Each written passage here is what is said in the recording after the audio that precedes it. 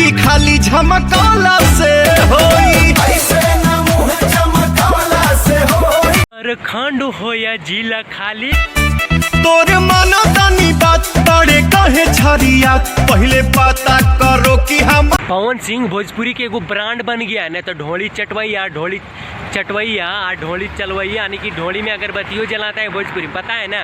तो ढोलिये में बुखार लग जाता है, वो हाल ना है। अगर वो हाल रखिएगा तो एकदम कोयला के करियठे बन के रह जाइएगा। देख लीजिए साला बहुत दोगला दोगला सिंगर मिल जाएगा जो कि साला ढोली चाटता है, गाल चाटता है, तो ओठ काटता है, तो कहाँ कहाँ हाथ डालता है साला ओकर पता ना है। ऐसा नेशन सिंगर है वो, अपने आप के साला सुपर स्टार समझता है। मार के थथुन लाल कर देंगे तो निकरे दोगला लोग। बहुत दिन के सबके इंतजार था कि पावर स्टार पवन सिंह की जो फिल्म है हर हर गंगे का जो टीजर बहुत दिन पहले आया था, यानी कि ट्रेलर आया था, तो फिल्म का इंतजार कर रहा था कि फिल्म कब आएगा। तो देखिए गाना तो बाहर हो गया, फिल्म के गाना पर ही जब बवाल हो गया है, मार हो गया है, ट्रेंडिंग में चल गया है, तो समझ सकते हैं कि फिल्म कितना बवाल होगा, कितना यानी कि हाउसफुल चलेगा। पर हम बात करें भोजपुरी के पावर स्टार पवन सिंह के, जे को बेहतरीन है, किसी परिचय के मोहताज ना है। जहाँ पवन सिंह जाता है वहीं झंडा गाड़ देता है, वहीं से भोजपुरी की शुरुआत हो जाता है। अगर भोजपुरी को आज तक किसी ने बचा के रखा है तो पावर स्टार पवन सिंह के देन है, ताकि आज भोजपुरी बचल है। न तो कितना आया कितना चल गया, ककरो डाले ना गचा।